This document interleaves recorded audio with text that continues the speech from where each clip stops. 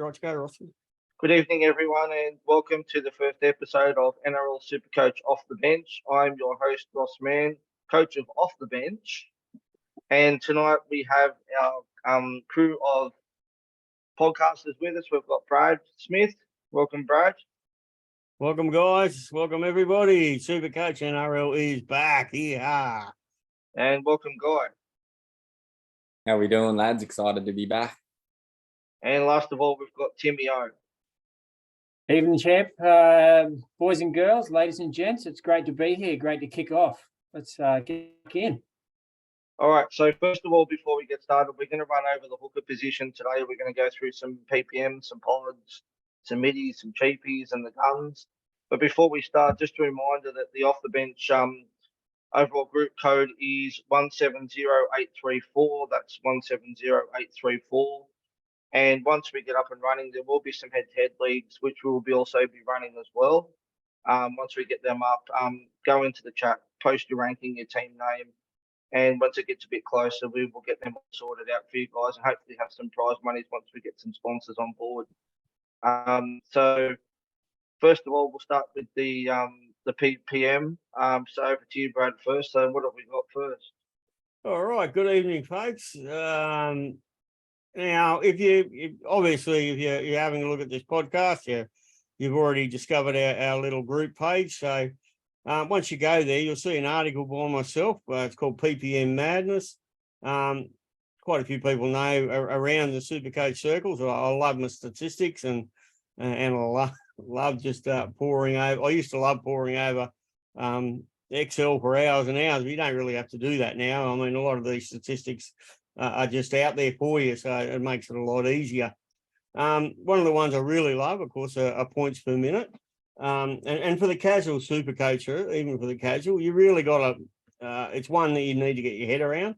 And they are very important because they do identify for you some traps, and they also identify some ones that we should, be on.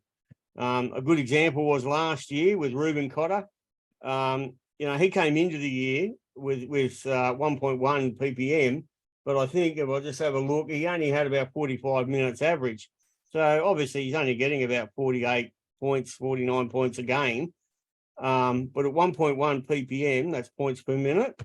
The minute he started getting 65 minutes, well, then all of a sudden you're up in the territory of 70 points a game, that's gold. That's elite, sort of stuff in his position. And that just leads to a cash increase. So, that's just an example of why PPM becomes important stat to have a look at. Now, last year, just running a quick eye over last year, which is what I did. We basically top of the tree for players that are going to be relevant this year was Royce Hunt with 1.4 ppm.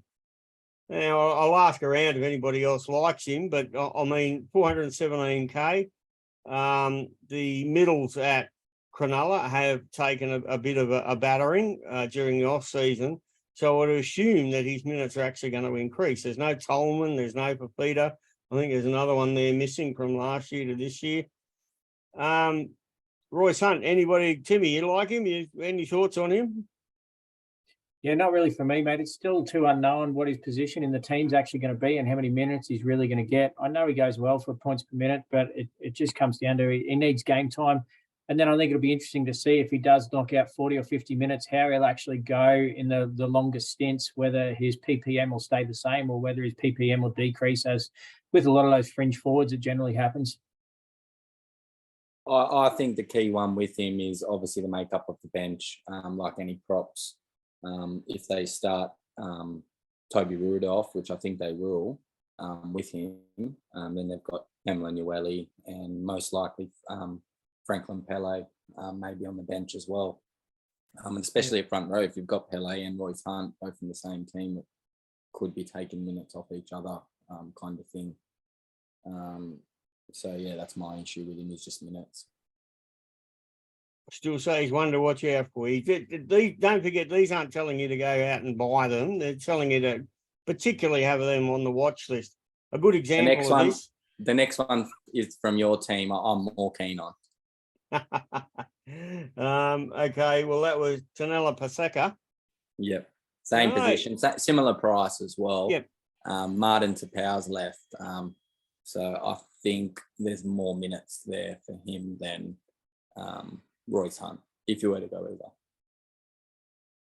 Look, Paseka is a big fellow. He's probably, I think, actually last year he's one of the heaviest players in the entire NRL. He's an absolute giant of a dude. If he could just get some minutes, what was he last year? I think he was about 1.3 ppm. So anything over 50 minutes, he's going to be very, very nice at that price. He's going to get you some price increases. Any interest in Paseka at 400, early 400 mark, Rossco? Not someone I've looked at, but in saying that, I've only just slapped the side together yesterday. The first of about 1 million attempts, and I'm sure it's going to be before kickoff. But yeah, not one I've actually thought about looking at. But there was some interesting numbers certainly on that PPM article you posted up today. Well, the key thing is he averaged 32 minutes last year for his 41 average. So he needs to be pushing that up to at least more than 40 minutes to be relevant. 100%. Well, bearing in mind, there's another one there on that list that you just mentioned, Guy, Marty Tapau. Now, if there's no Haas, you reckon we're going to see a change in his minutes? Because his PPM is never that bad. It's actually quite good. We're going to see Marty Tapau get any increased minutes there at Go to Broncos? Timmy. Yeah, look, I don't know, boys. I'm really interested to see what Tapau's what his role is going to be in the team. I think he's going to be there for as much leadership on the field as it is off the field. I think he'll play a very similar role to Ryan James did last year. It was sort of a one-season trick pony, and we brought him in to add some leadership and try and point the young fellas in the right direction. Not totally convinced that Marty Tapau's the right guy to do that, but fingers crossed. Hopefully he can achieve his form from a couple of seasons ago and earlier for Manly. So hopefully he can bring something to the Broncos. I've got no doubt he's still got plenty to offer in the NRL. Hopefully he can just help point those young forwards in the right direction of the Broncos. Well, what do who's going to take Haas's spot if Haas is not going to be available? I think Haas will start. I think Haas will start from round one. He's I know he's had his taken his indefinite leave or whatever he's been doing, but my understanding is he's still in the system and he's still training and things like that. So I think he'll be he'll still suit up for round one as far as I'm aware. And they've still got a few youngsters like Flegler they'll obviously go with, but they've got that Palacia and Jensen as well who hung around last year. Xavier Willison is in there as well, and there's plenty of big raps on him from the Q Cup and from other coaches in that area. So, yeah, look, I don't think there's any big issues there.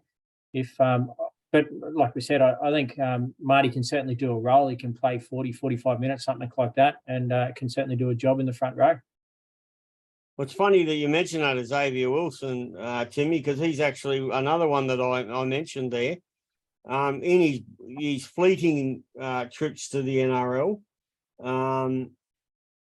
he's averaged over 1 ppm in both years, but he only actually got one game last year, unfortunately.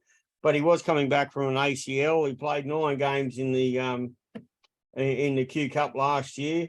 Averaged over 100 meters a game. He also ripped out over, I think, 20 tackles during the same time, nearly 60 minutes. Xavier Wilson certainly one to watch out for. He's in the year before his PPM was up a whopping, it was way over. I think it was about 1.6 or something stupid out of 3 games. If he gets a chance, Xavier Wilson, put him in your cheapies list, folks, because he is one to definitely, and I think Timmy will agree with me there. He's one to put on your watch list, isn't he? Yeah, absolutely, mate. He's on my watch list. I've got him written on the whiteboard. I'm looking forward to seeing him. Hopefully he gets out there this season and does the damage that certainly Broncos fans and guys that have watched him in the Q Cup know that he can do. Now there's a few there that I've mentioned, like your Ryan Pappenhausens and your et cetera, and a lot of people will be talking about Ray Stone. He's mentioned there.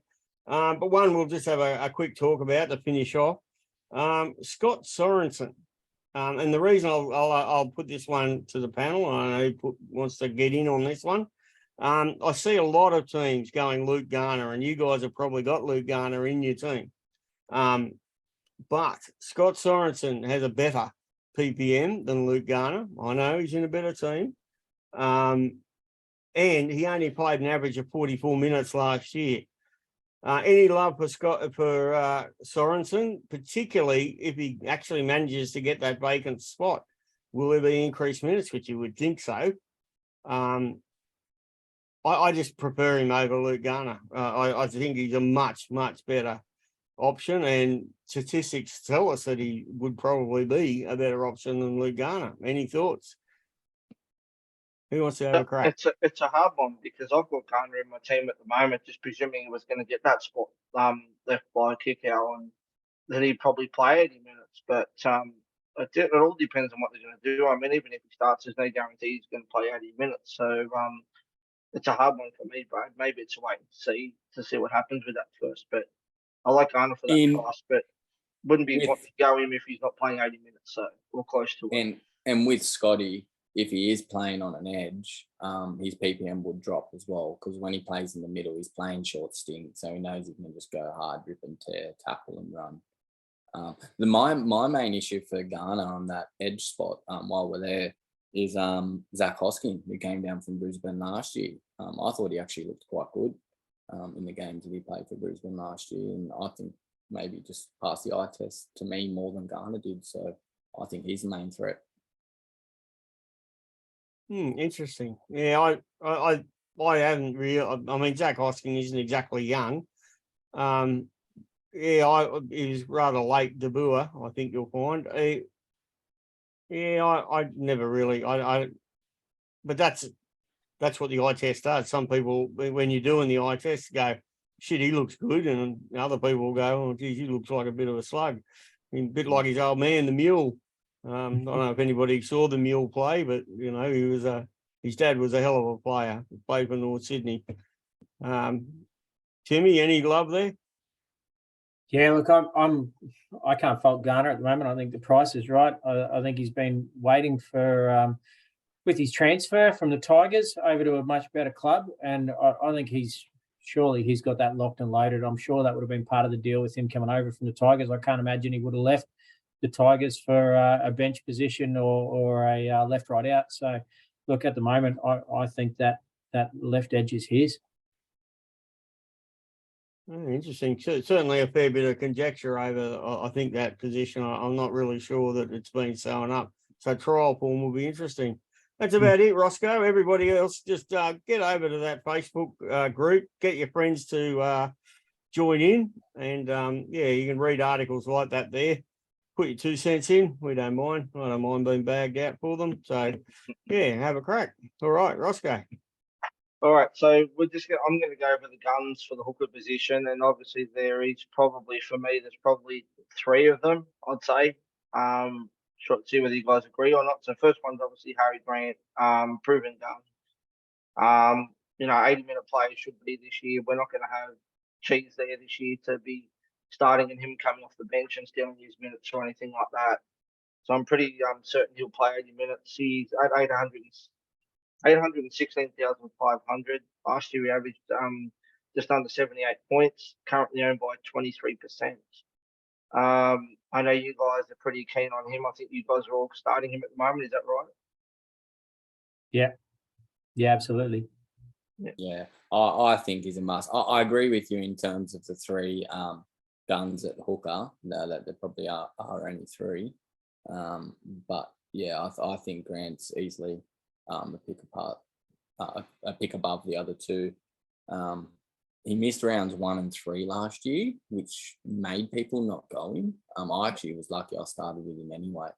But a lot of people didn't go him. And then his first 7 games, he averaged 94 or 95 points.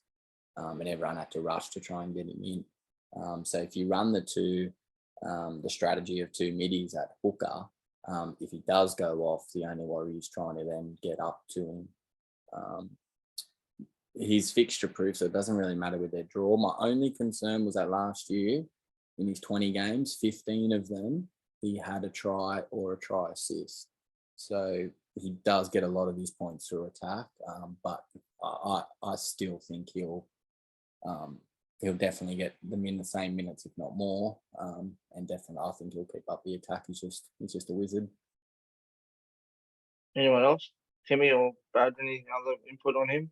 Yeah, look, I'm all over Grant. I think now, especially with the new rule change where defenders or the defensive line's got to have 2 feet behind the line or 2 feet on the line before they can move off. So I think for Grant, and I'm sure we're going to talk about the other 2 blokes very shortly that are going to be in much the same boat. I think these guys love the dummy half dash from just short of the line, and he'll be diving straight over. So I know Guy brought up the stats for how many tries and try assists that Harry the Wizard had last season, but mate, I think he's only going to build on that.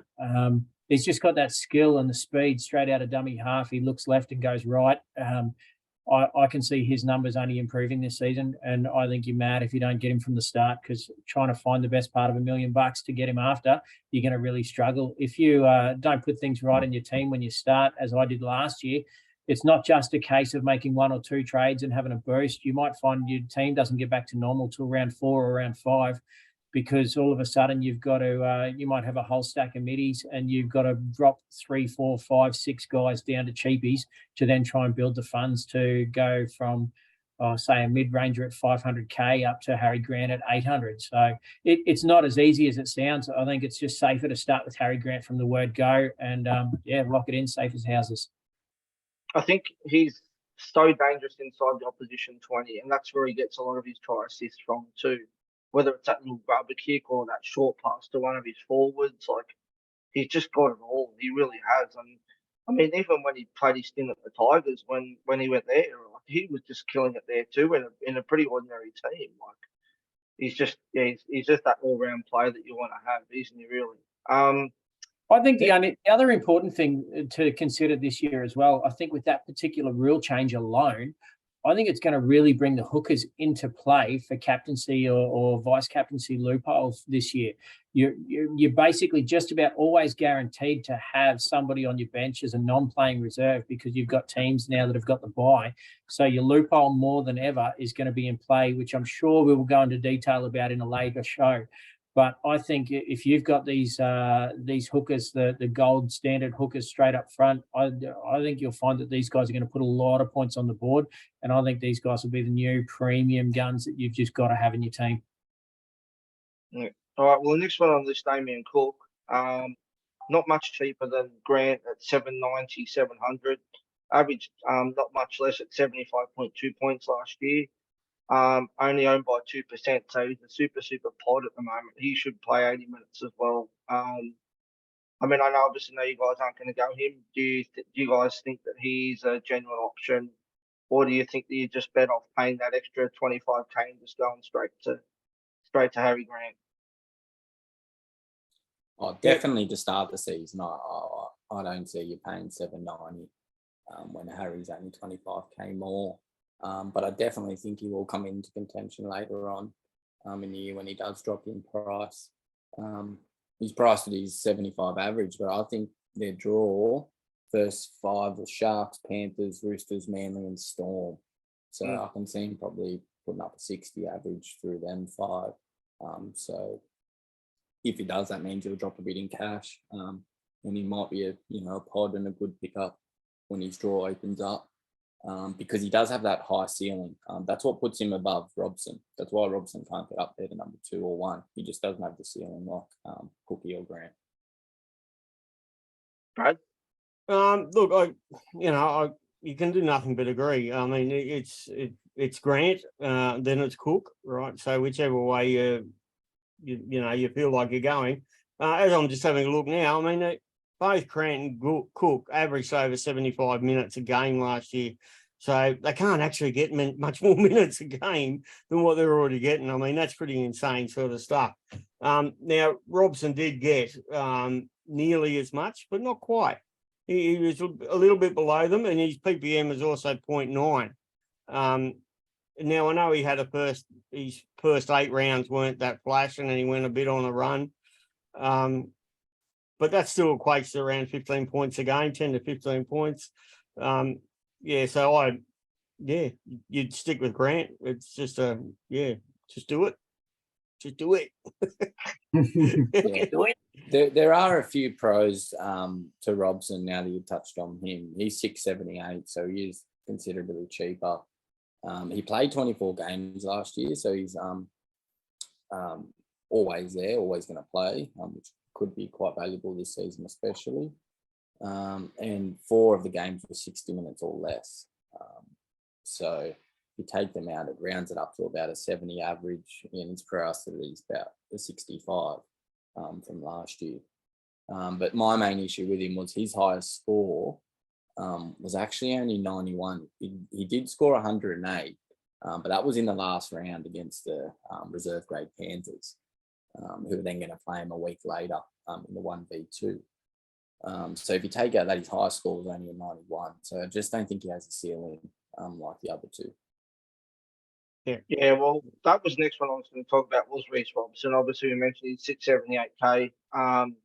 He averaged 65 points, but Guy, as you said, the first few games he didn't play maximum minutes, which we expect him to play probably 80 minutes this year. Only 7% owned. I currently have him in my team, just purely for the fact that I love their draw that they've got to start, and I think he can do some serious damage with that draw. But again, attempt 1. Who knows what's going to happen? There's a few Cowboys players that I'm really interested in at the moment, just with the draw that they've got. So yeah, obviously we spoke about Robson already. I mean, Timmy, did you want to have anything on Reece Robson at all? Yeah, look, for much the same reason, he's that quicker player out of dummy half, like we were talking about before with Grant. But I agree with what you just said, Ross. I don't have him in my side at the moment, but he's definitely one that I'm pondering over. I think the draw that the Cowboys have got and the form that they had, especially in the latter part of the season, mid to late part of the season last year. Look, I'll be honest, I had the Cowboys last season tipped as the wooden spooners, and they very quickly made me eat my words. I know in our Podmasters chat groups, most of the guys had the Cowboys at the bottom of the table last season, and look how that turned out. So, look, I think they're only going to be bigger, better, stronger this year. I think they might go a couple of spots better. And look, if Reece Robson plays better, well, if Reece Robson plays well, then I think they'll be right up there. Yeah, I can't see them going better. I think if anything, they're going to drop. Maybe not out of the 8, but they won't. Well, they haven't really. I just think the draw. I think the draw that they've got is going to be a massive upside for them. To start the year, to start the year, I agree, Robson, especially when you're looking him up against Cook with his draw. He's much more appealing if you weren't going to go Grant. But yeah, just that ceiling puts Grant ahead. Yeah.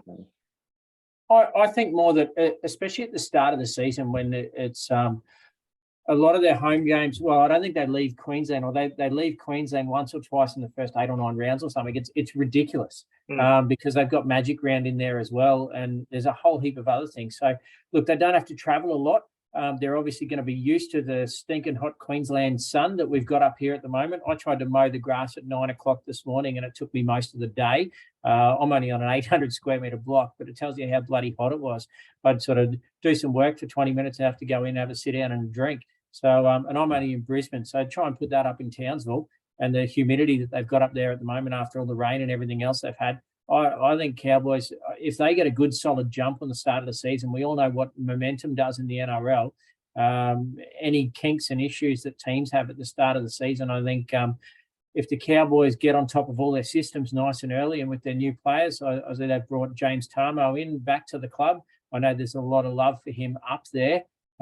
So, yeah, look, I think they're going to do really well. We'll just touch on one more just quickly, and that's Reid Marnie for the Dogs. So he's going to obviously go on there from Parramatta. Now he's 574, 800. He averaged 55 points last season and owned by 8%. But I've got question marks next to his minutes.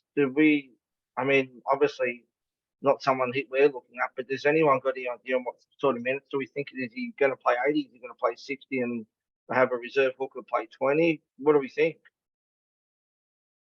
No. You got a Ouija board? Or a crystal ball or something like that. Maybe I can find a crystal ball somewhere. I don't know. Yeah, just get the Ouija board out and just figure the fuck. Yeah, I'll, who I'll ask, knows, I'll ask the mate. bird. The bird. Give him the bird. No, it's like Josh Hodgson. I mean, have a look at how he's shaping up, eh? Jesus Christ, what gym has he been going to? Well, Do we we'll think- get to him soon. Hey, that might have been, I think I've got a feeling some of these photos have been photoshopped. I swear to God. Oh, some of them, mate. Some of the stuff that those boys are knocking out at the moment on Twitter and whatever. Look, Marnie was a great player a couple of seasons ago and never quite reached the heights. He was trucking along really well. He's had some issues with injuries. He's moved around a little bit. Look, there is upside there, that's for sure. Whether or not he's going to get the minutes, whether or not he can return to the form that he had a couple of seasons ago, it's still a bit unknown. Look, I know there's a couple of others that we didn't talk about. I've sort of looked at Appy Cook, Appy Coruscant, I should say, and also Jeremy Marshall-King at the Dolphins. I'm really interested to see what he's going to do. The Dolphins is obviously a surprise packet. No one really knows what's going to happen there. But Marshall-King came out last year and had a bit of a career year. He'd sort of been in and around the NRL, but that was about it.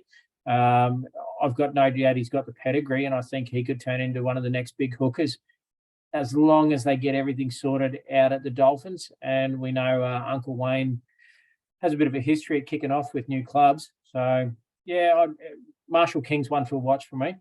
Yeah, only 1% owned at the moment too, as well. But I think he's still around about that 600K mark too, or something. He's near close to it. Yeah, he's 1% for good reason. 610. Yeah.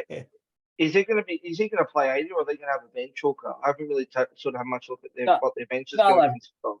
They'll have Cody Nicarima coming off the bench. Yeah. Or Ray Stone. Yeah, and that's it. Ray Stone's another one. No one really knows what that makeup of their forward pack's going to be and how their bench is going to make up. But surely I could see Marshall-King. They brought him there for a reason, and he's there as the long-term hooker. He's still a young bloke, and they brought him there as the long-term hooker. So, look, I see him getting at least 60 minutes, 60, 65, and the other puzzle pieces will move around that, I reckon. He looked good last year, actually. He was really good for the Dogs last year. He was probably their best player by far, I actually thought. But I personally don't like either of them. I think Marshall-King, he did have a good year last year, but that was at the Dogs. I have the Dolphins finishing down the bottom. So I just don't see any much attack or any bonus kind of thing. You only say that, Guy, because you're a Dragons fan, and you don't want to admit that Dragons aren't going to win a game this year, or they'll be pretty bloody close to it. I'm confident we'll finish on top of the Titans. Not the Titans, sorry, the Dolphins. I'm happy to take a stake bet if you want for the first one, Timmy. Is that a bet? Is that you going to accept that, Timmy? Well, I'd take his other one too about Cowboys finishing top 4. I reckon they're not going to hit the top 4. We'll let him sort it out. You guys can discuss this later. But just on Appy. We might bring this up on next week's show.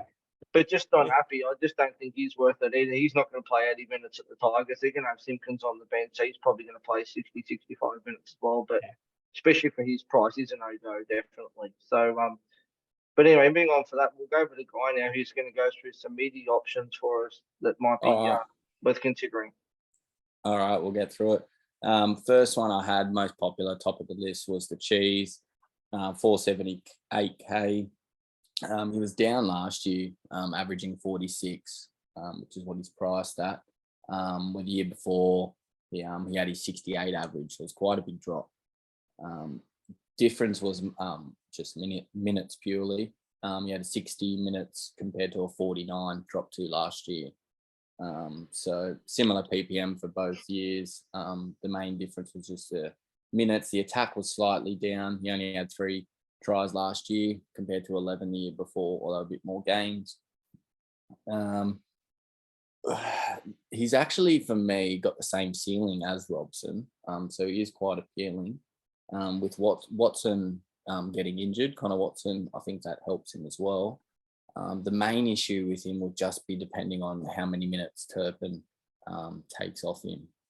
I know you boys are interested. How do you feel about the Chiefs? Well, Well, he's in sorry, but No, yeah, you go, Brad. I'll be real quick. He's in my team. Just do it. It makes no sense to go with any other person as your second hooker. There's money to be made there, even if you only have him for 3 or 4 weeks. But yeah, he's no barrels. Who's looking at backing him up there? Somebody going to Turpin. stick Turpin? Yeah. But it could also be Hutchinson too, couldn't it? But the Cheese will just swap back to the second row at times. So I don't know if he'll lose many minutes really. But he's going to go better than what's he got at 40? He's priced at 48, isn't he, Guy? 46 average, yeah. From last 46. year. So he's priced. We all know he's going to get over that. So yeah, it's a bit of a no-brainer, really. Yeah, I've got him in my team at the moment as well.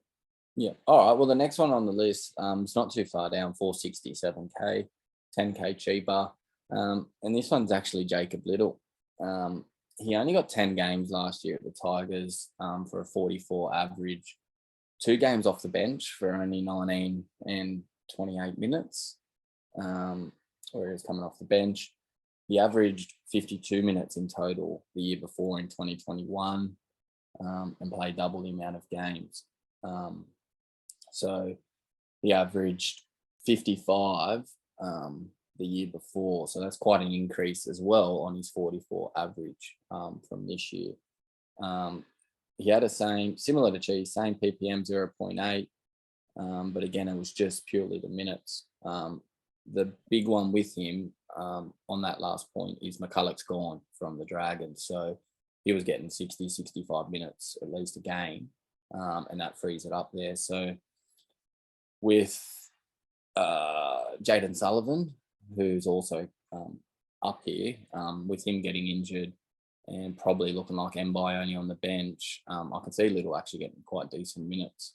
So I definitely think priced off a 44 average, he definitely won't be the worst option. Any of you boys think Little's a good player or you like him? I actually rated him when he was at the Tigers, and I was actually surprised that they kept him over. They let him go over Simpkins, but they actually rated Simpkins as a better player than Little. But Little, the only concern for me is Little, he's very injury prone, and that's probably part of the reason why the Tigers moved him on, was because he did have a lot of injuries in his career, and I can understand doing what they do. Simpkins is a good young player as well. But as you know, you can't keep them all. I mean, we had to let Walters go up to Brisbane too, because you just can't keep them all there at the club, unfortunately. So, it's not the worst option, but for me, I won't be going there though, but it's not the worst. Very cool. Next one up on the list was the one we mentioned before, who I'm quite interested in, was Joshy Hodgson. He's priced at 385K, which is only a 37 average. His career average across 132 games is 55. He's only played obviously 1 game last year for his 3 and 7 minutes because he got injured. But his worst season was a 0.6 ppm. So I think at worst, he'll definitely get decent minutes at the Eels with Marnie gone. I think at worst he'd hold a 40 average, but I do think there's the upside that he could make some cash, and also he'd be quite handy over the bye if you do have Grant or someone else, Robson as your number 1. He does play the buys, the main buy rounds anyway, so he could be good cover then. It'll also depend, same thing as with most of these hookers, it all just depends on the minutes as who they're batting with on the bench. Hopefully they carry Arthur on the bench, Eels, and not Mitch Rain, because they do have Mitch Rain lurking around who would scare me away. But any of you boys like Hodgson? Nope. Yeah, look, he's not for me, as obviously we've already discussed. But look, I can see the merit in it. There seems to be a lot of guys online going Hodgson. I think they're looking through the pretty glass windows that from Hodgson from about 3 or 4 seasons ago, where he was an absolute gun when he first came over from England, and a couple of seasons after that. So yeah, look, he's He certainly has potential if he can get fit again. He's certainly a good leader on the pack. He's got a good leader for the pack. He's got a really good grubber that he likes to use close to the line. But look, it's just, I think if you're looking at it, you can spend an extra, 90K, something like that, and go up to Brandon Smith. If you're looking for cheaper options, there's probably, I would just go dirt cheap and save another 100K. But yeah, look, he's someone if coming into the buys, it might be an extra backup hooker, might be handy as a downgrade somewhere. And but yeah, let's wait and see on that one. At this stage, he's a no for me. It's interesting to see though that he's like 14% owned too. So he's quite a few on him already, which is very interesting. But it's all That's about his purely off the guns. cash. Like a lot of, you can wait till buys to grab him, Yeah. but if he's 500K, then you've lost 120K. But in saying that, I think he's probably safer to go than what Tanner Boyd is as Yeah, well. well, that's a good segue because the next up on my list was Tanner Boyd, who's 384K, is only 1K cheaper. He's got a career average of only 32, albeit across 39 games. But his PPM's down to 0.6. His last 8 games of the season last year is where people find the appeal in him, where he averaged 57, getting 80 minutes regularly. He's priced at a 37 average, just like Hodgson. But my issue with him, while I think Hodgson's a better option, is just his job security. You've got Verrills and Randall fighting it out for the 9 spot. You've got Brimson at 1. You've got 4 in the halves. And then you've also got Jaden Campbell floating around. You've got Toby Sexton battling it out for that 7 spot as well with Boyd. So there's just more job security issues with him than there is with Josh Hodgson, who I think will be more reliable at getting the minutes. See, I see this one as a really interesting one because, like our chat groups that we're in, for those that are listening, we're in multiple Facebook groups with all the other podmasters and various chat groups and things like that. Guys have been lighting up about Boyd all day, and I just haven't got it. Like I don't understand. The guy has been a fringe first grader, not for just the last season or the season, but like for a fair while now, he's been a fringe first grader. I don't see the electricity behind everything else that all the guys in the chat group were talking about today. There's a chance that he could goal kick. That's obviously always a plus. He's gone from a fringe bench hooker to possibly a starting halfback. I'm still not convinced. I think there's way too many mouths to feed down at the Gold Coast. I think the only thing that really goes in his favour is the way that he did finish last season. And some of the other mouths that are there at the Gold Coast have been there for some time, and they certainly haven't lit the house on fire either. So that might be the only thing that goes in his favour. But for me, no, I'm just not interested. I'd prefer to spend the extra cash and go up, or save another 100K and go somewhere a bit cheaper again. Yeah, Well, I don't. Sorry, guys. I was just going to say I don't trust Holbrook with his with what he does with rotation, and especially after last year with David Fafita, how he kept moving him around and using him wrong edges and whatever else, and not passing him the ball. And to me, I think Boyd is one of those ones that you're better off to not start with. Have him, bring him in if he starts to go well after a couple of rounds before his price rise, and go in then bring him and start him, and he turns into an 80 nightmare, comes off the bench, plays 10, 15 minutes, and you're stuck with him, basically. I just think it's the wrong way to go. Yeah. And he does have the dual, which can be handy, especially if you have someone like Schuster at 5'8", because then you could trade out a second rower, and with Schuster and Boyd, you could use your duals to work that around. But the other one at 319K is in the same boat with the same duals, is the one I mentioned before, Jaden Sullivan. I think if he was fit, he'd be a much better option. And even when he does come back, I think his job security is quite good. I think he'll walk straight into the 6 jersey, whether Mbai gets the 6 jersey to start or they play Jack Bird there. I think that, there's just high wraps on him. And I think when he comes back, he'll have better job security and he's cheaper. So it's just disappointing that he's not there for round one, but he also has that duel. And then my last one that I had on my list was Tommy Starling. He's not one that I'm personally too keen on. 443k. My issue with him, the same thing as last year, was just Wolford kept starting and taking his minutes. And even when he did, I felt as though he declined from the year before. I thought he looked better. I maybe thought he was a better footballer than what he was. I'm not too sure, but yeah, last year I just didn't seem as interested. Do you boys interested in Starling? Hell no. He I don't know what Stuart was doing with him last year, because he was started the season pretty well and was playing 80 minutes and was killing it. And then all of a sudden he brings in Wolford and starts Wolford, and then has Starling playing 40 and him playing 40. I don't think he would be a genuine option if he was at that club and the only hooker there and playing 80 minutes. Then there might be some interest in him, but for that price, you may as well go cheese. Starling was really high ownership at the start of last season. He was a cheapie, and it was looking more and more like he was going to be the 60-minute hooker, and Hodgson had come off the bench for the 20 minutes, or they'd sort of move around lock and things like that. Unfortunately, it never really eventuated. He certainly got the points in him, but I don't understand what's going on down there with Ricky Stewart. We've all said this for a number of years. His forward pack and his forward rotations, he's like the mad scientist. No one's got any idea what Ricky's doing down there, and his logic seems to change from one week to the next. You might find that Starling starts and gets 60 minutes. The week after that, he might come 15 minutes off the bench. So he's just too hard to try and get a gauge on how Ricky's going to use him. So at this stage, he's a wide berth for me at 443k. I'd even probably prefer to look at somebody like Walters at the Broncos over Josh Starling, because I think Walters is pretty safe to start. I think at this stage, I think he should get 60, 65 minutes.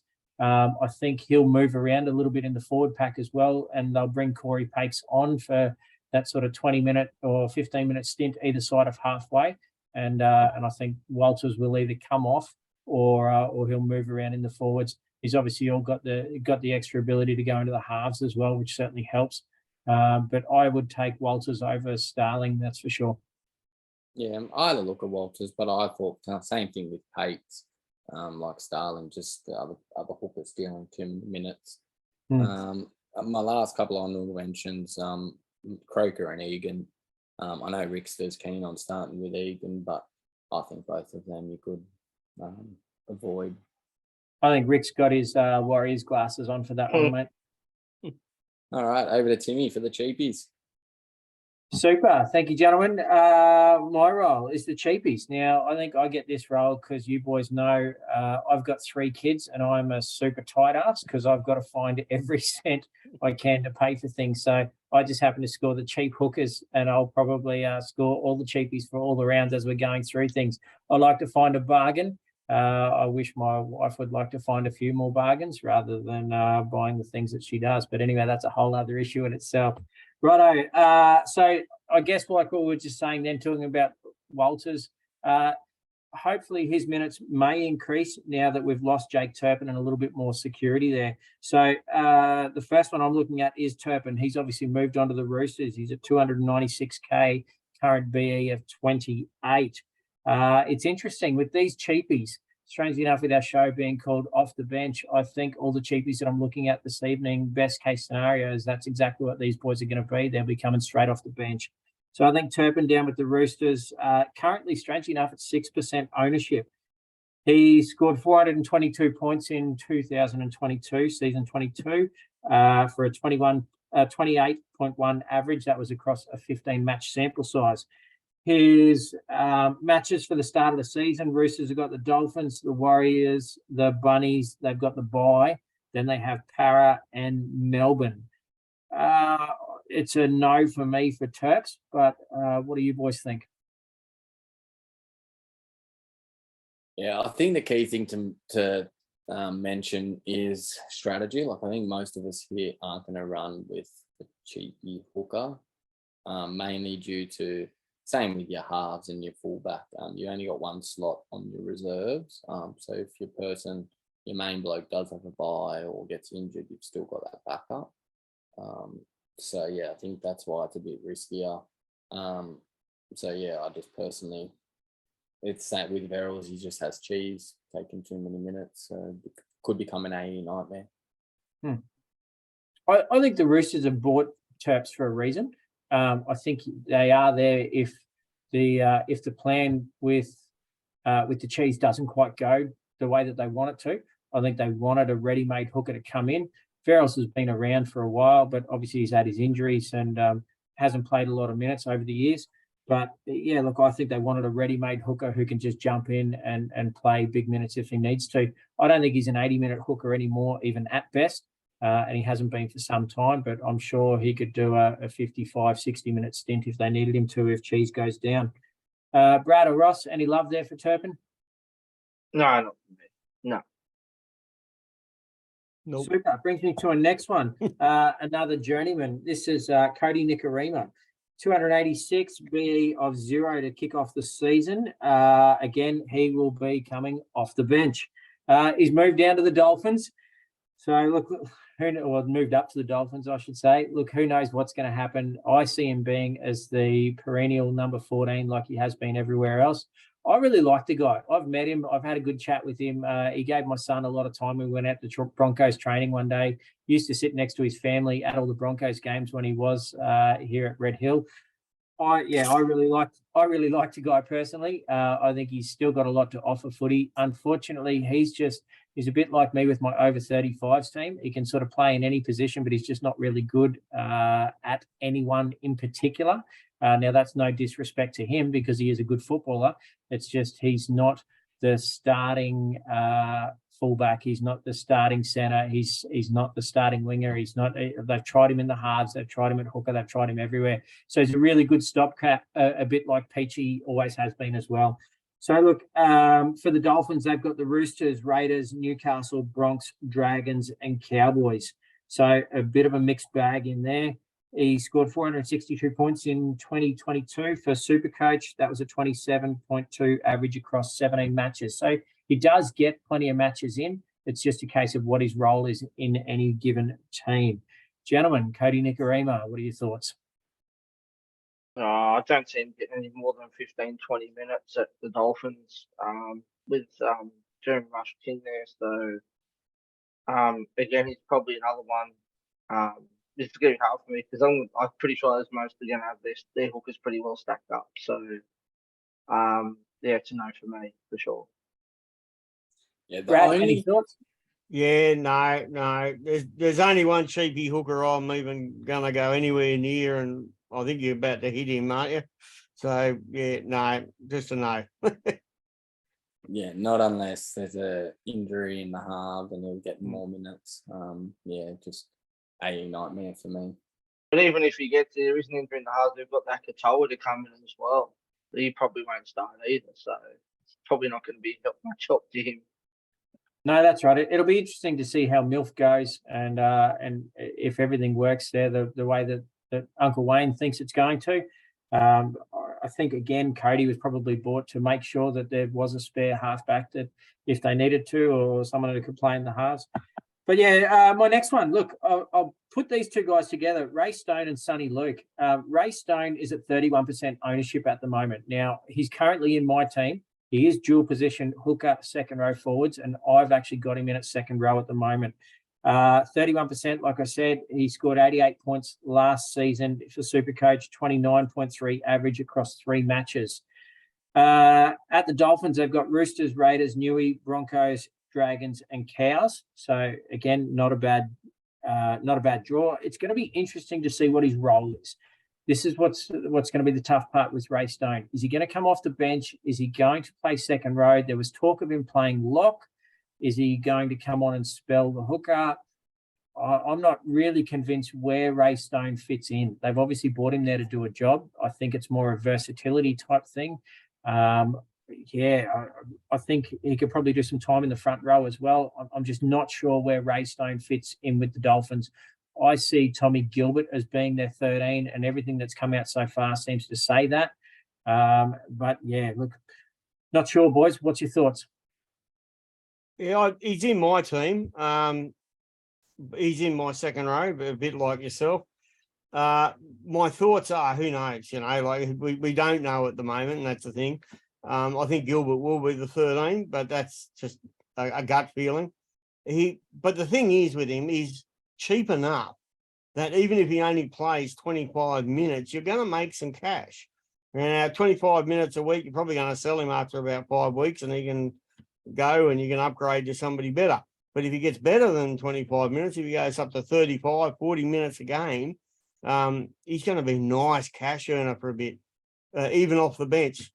And as we are off the bench here, sometimes people off the bench can go pretty damn good.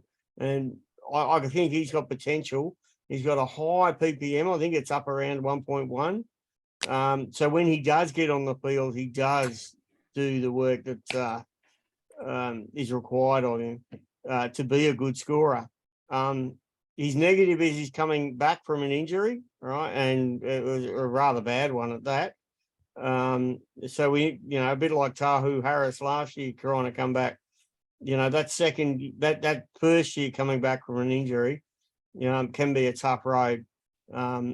However, there's money to be made, so that's it. Yeah, there's cash there, and I want some cash. Yeah, Guy, what do you think? I've got him in my team at the moment. In the second row as well. But again, it all depends on the makeup of the team to start. I thought even as Brad said, I think at 246k or whatever it is, I think he's worth having coming off, even if he's coming off the bench. He won't play hooker. He'll most likely play. He's going to come off the bench maybe, I don't know, about 30 minutes, maybe roughly, give or take. And even I think at that, if he's at a 1.1 ppm, he'll still make enough catch to, in a few rounds that you can upgrade him to someone else. Yeah. Yeah, I personally don't like him. I mean, even if he does get an increase in minutes, his PPM might not stay the same. My worry is with him, I don't think he makes the side. Maybe bench at best, but I even have my doubts that he makes the 17. And yeah, just the whole thing with the Dolphins and uncertainty. He's almost 250k, so there are a couple of cheaper ones you can pick up or around that price. For example, maybe not money, but if you're looking at points, you could even go an edge back row who takes Madison's spot for Para. Because I think Hopgood will play 13, so they'll have someone fill in for 3 weeks. I hear what you're saying, and I don't disagree. There is a little bit of possibility of a nightmare there with Stone, and especially now that we've got that we're going to have buys, so sort of having as many players play is fairly crucial. Again, I think he's been brought to the Dolphins to do a job, and I think with the aging forward pack that the Dolphins are going to have, I mean, they've brought the boys from the Storm, the 3 forwards, but look, the Bromwich brothers aren't getting any younger. They've got Kafusi as well, but I think Ray Stone is probably there as a bit of a tackle bot. I can see him getting 40 minutes in there somewhere, whether that be in the middle part of the game, coming off the bench, or I don't see him starting at the moment, but I think that's probably what his role will be, coming off the bench. At 246, the next one down. So going down, the other one that's been really interesting over the last couple of days, Sonny Luke. There seems to have been a lot of running for him as a cheapie option. Sonny Luke at the Panthers, 6% ownership, scored 77 points for Supercoach in 2022 and 19.3 average. That was across 4 games. So obviously didn't get a lot of minutes in those games, would have come off the bench for late on. Panthers draw is Broncos, Bunnies. Then they have the bye in round 3. The Eels, Raiders and Manly, the only score against any of those teams last year was scored a 38 against the Raiders. Again, it's not the way that I'm going, because I'm going with Grant and Cheese. But I think there's probably worse options. I see him being he's the long-term solution, isn't he, Guy? From down that way, I think they see Sonny Luke as the long-term hooker. I'm not too sure. I don't think so. He's 29, I think, isn't he? I thought he was younger than that. My apologies. Maybe someone can check it up. I'm pretty sure he's late 20s. I think Mitch Kenny's the young one out of the two. You're right. He is the older one. Yep. So just one thing to touch on before, when I said para, I didn't mean para, I meant the Dragons with Raystone. I think if Bird goes to 6, it'll open up the spot for either Fuimaona or Murdoch Masilla, whoever they go, and they're about 230k. So I'd rather one of them starting than a Raystone off the bench. Yeah, fair but call. I was just clearing that one up. But yeah, Sonny Luke, like Mitch Kenny. I think Mitch Kenny's only about 300, just over 300k. And there is, a lot of minutes opening up there with Appy going. But I just don't know who it's going to be. Like, I think they'll just share it and could chop and change. They've also got Salmon and a few utilities they could use off the bench as well. So, yeah. I could see at best this role probably being like a 40-40 split with Mitch Kenny. Mitch Kenny's been around for a long time, and he's been like they've had injuries and everything else, and he gets a start on the odd occasion and just sort of doesn't light the world on fire, I guess. It's not the kind of hooker that they've been looking for. I'm really surprised that the Panthers didn't go to market in the off-season to pick up an A grade, as in A quality hooker. So I understand they've got the salary cap issues. They've just won 2 finals in a row. So, look, they've got to do things a little bit differently. And obviously in hooker seems to be the spot where they're probably trying to save a few bucks. But there seems to be a lot of talk in the chat groups about Sonny Luke and a lot of love for it. So for anyone that's looking at going a cheaper option, or like a Grant and then save a few bucks and going someone super cheap, a lot of the rock stars seem to be doing it. Just on his age, to clear it up, he turns 27 next month on the 25th of February. That's more like it. I didn't think he was closer to 30. So, yeah, cool. Any love, gents? Brad or Ross? Yeah, no, not for me. Too much confusion and too much. There's also a third hooking option in there. I'm just trying to remember his name. Yeah, so there's multiple options in at Penrith there, vying for those minutes. And yeah, it's just one of those teams that will be carrying a dedicated second hooker on the bench. Fellas, we're on the bench. That's it. The only other one that I sort of had down as a mention is Corey Pakes. I actually really like Corey Pakes as an impact player off the bench. He's a lot like what Cody Nikarima used to be when he first entered the Broncos system. Comes in either side of that halfway, gets a 20, 25-minute spell, and I think he's the kind of player that could really benefit from the new 2-foot rule on the goal line. If he gets a bit of a stint there either side of halftime with some tiring forwards, he might chalk up a few points with tries and try assists. So, but currently at 1%, he's 1% ownership. Sorry, he's 275.3. But yeah, he's not one that I would start with. But if you're really looking for a cheaper option, I think you could do worse than Corey Pakes.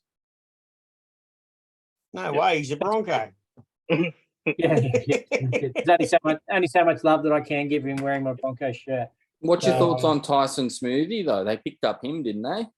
Yep. Yeah, look, there is a few other options there. And I think in the halves as well, there's some guys that can be moving parts this year. But I just think at the moment, they'll be the 2 main ones. And I'll be looking for injury to get one of the other young fellas to get a run. Yeah, because they've also got that Blake Moser, the young bloke, as well. Yeah, and I saw an interview with him the other day, and he said he's doing everything he possibly can to push hard at the other guys at training to try and find his way into the team. So yeah, look, he's come up from the Tigers, I thought. Correct me if I'm wrong, but yeah, he said that he's there for one reason, and that's to play NRL footy. So he said he's just pushing everything he can in the interview that I watched. So seemed like a decent young bloke. But that's our cheapies, boys and girls. Thank you very much. Hopefully you can pick something out of that if that's the way that you want to run. To me personally, I think that's a really scary strategy. But yeah, every strategy has its merits. All right. Well, thank you everyone for tuning in for the first episode of NRL Supercoach Off the Bench. So we'll be back next Sunday and hopefully be going live if we can get everything organised. And we'll go over the forwards, so the second rowers and the front rowers next week. Just a reminder to join the group code 170834. Other than that, we will see you about the same time next week. Timmy, thank you. Guy, thank you. And Brad, thank you. And thank you for tuning in, and we'll see you all next week. Cheers. Stay Cheers, safe. lads. and be All right. Cheers, guys.